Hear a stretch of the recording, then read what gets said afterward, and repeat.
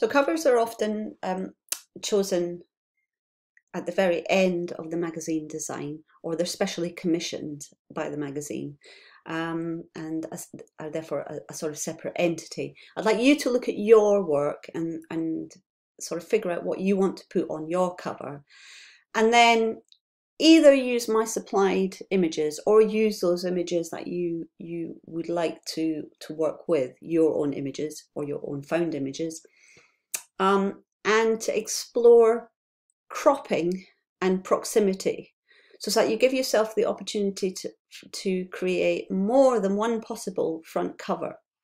So for instance, in this magazine, we've got a 3/4 length shot of this lady here, and I put in the masthead, and you can see that there are all different possibilities to crop down into that image itself. So here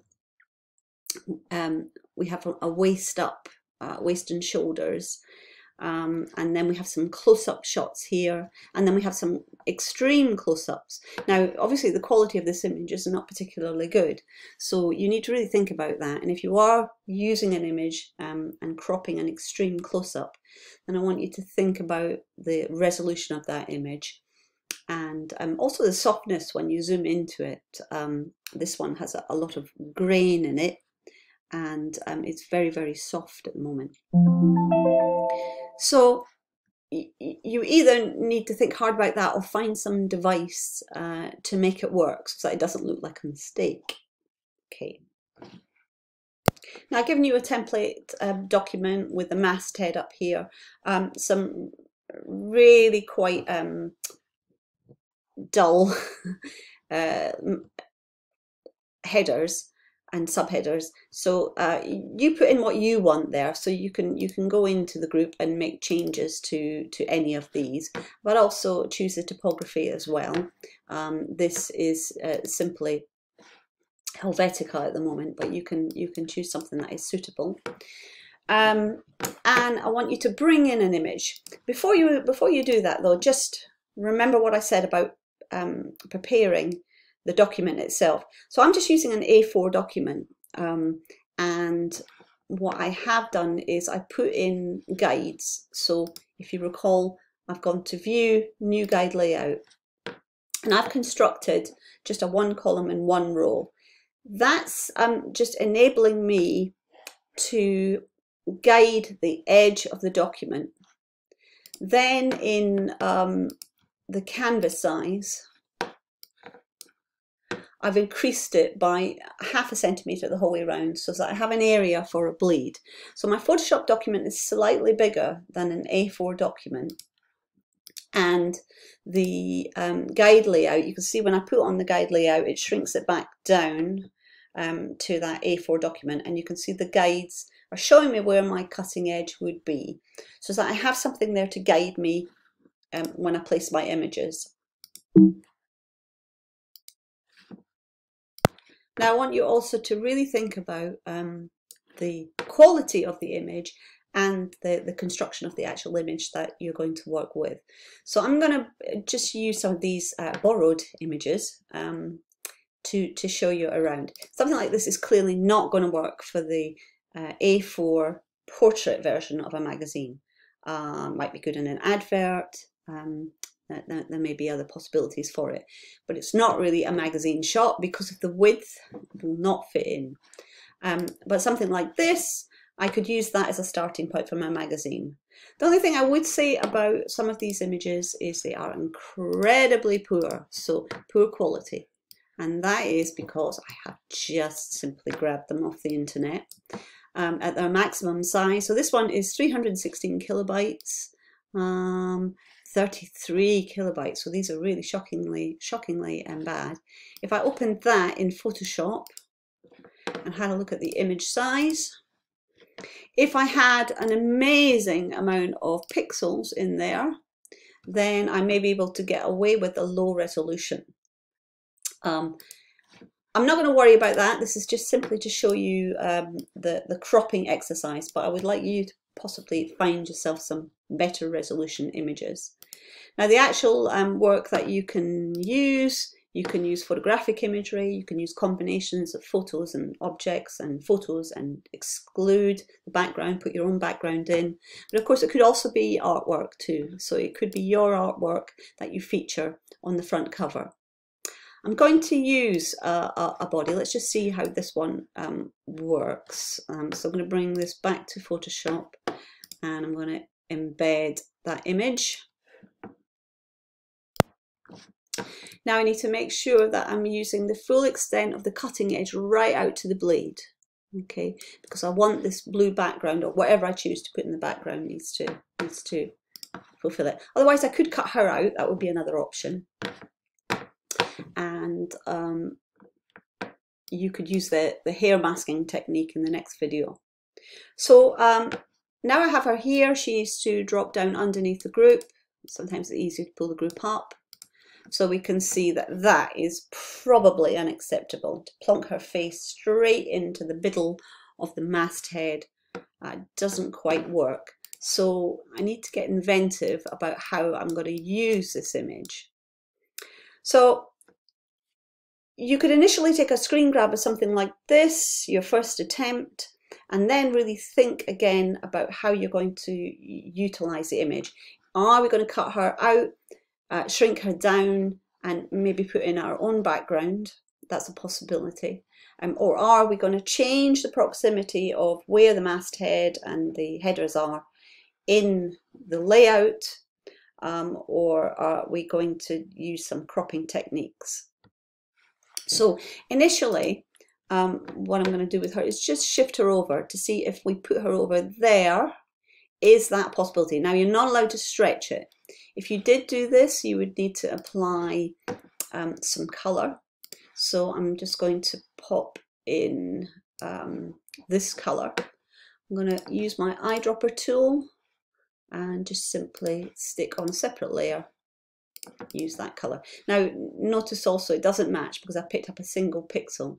So then you end up with a colour imbalance, and you may have to do a little bit of work to fix that.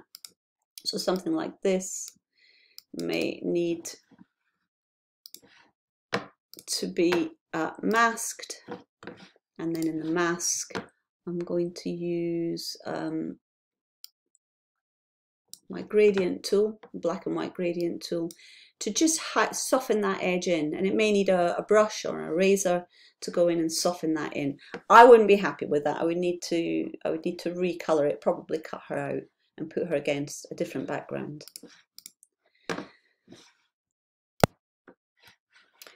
So I've taken the image and I'm using one of the selection tools to select, and then I'm going to place a mask. But as I say, you could use the technique in the hair masking as well to do it. I have simply used Magic Wand for this because we got a very simple colour back there, and I'm using add-in at a tolerance of about 40 to pick up all of these colours. So I've just gone around clicking and grabbing all the little bits and pieces, and no doubt I've missed a few. Not going to worry, just going to do that. Even something like that, the mask's gone the wrong way. I've actually given myself another possibility. I could take a screen grab of this, and that could be an option. Okay, so I'm going to go back and I'm going to hold Option and click the mask so it goes the opposite way.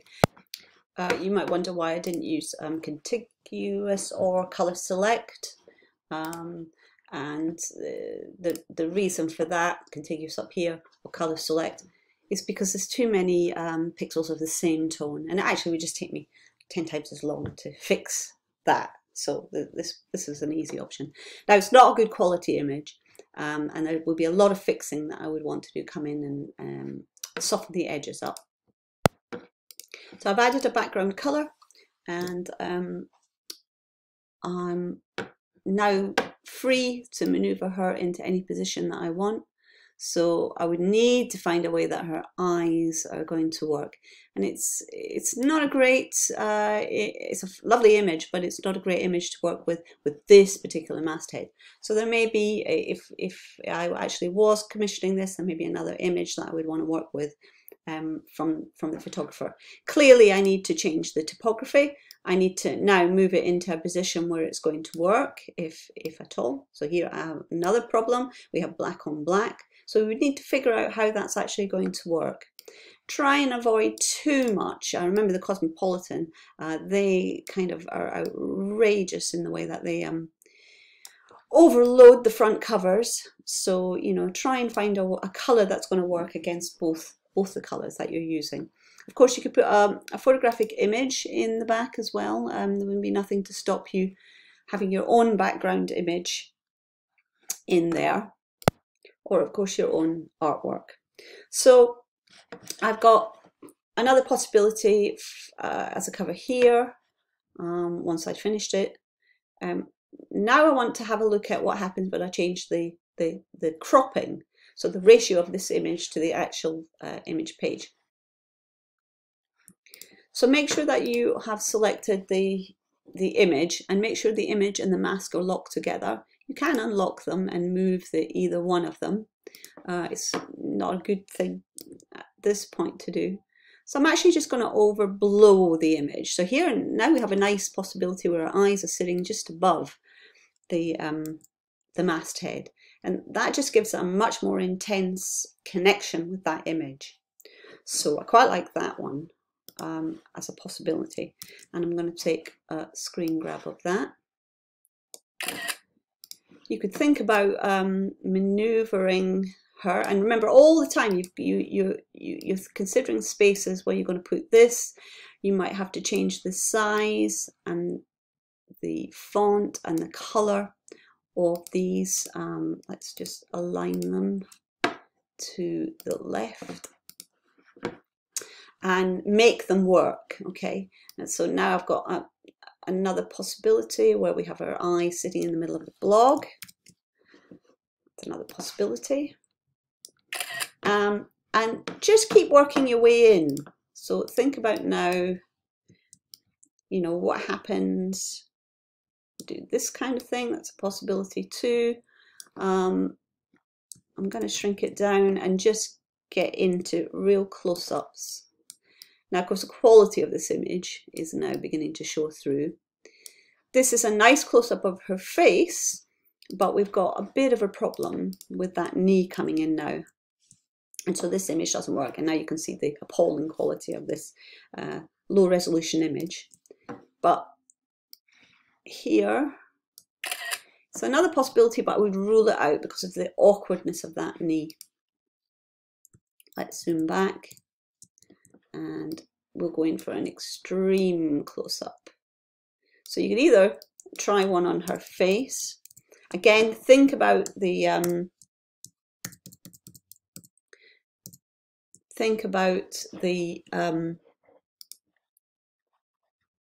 other topography, where that's going to go, how that's going to work. Do you need to put a platform underneath it for us to read it, or do you need to change the color?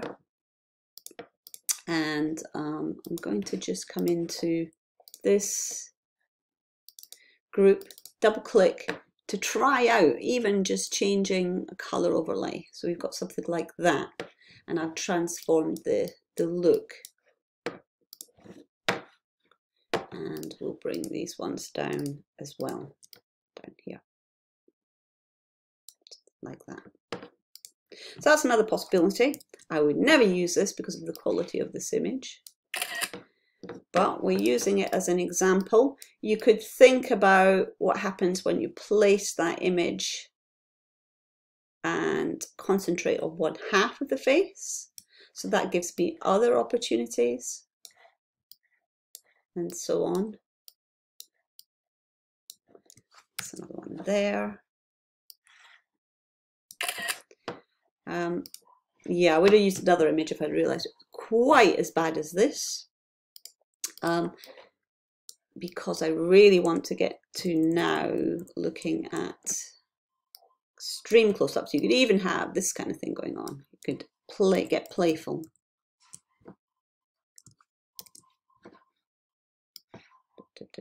Obviously, I would move this as well. The final image, let's go for just cutting out everything else so there's no colour there, and we're just looking at her face. And that gives us a real extreme close-up please don't use this image. Try and find something better.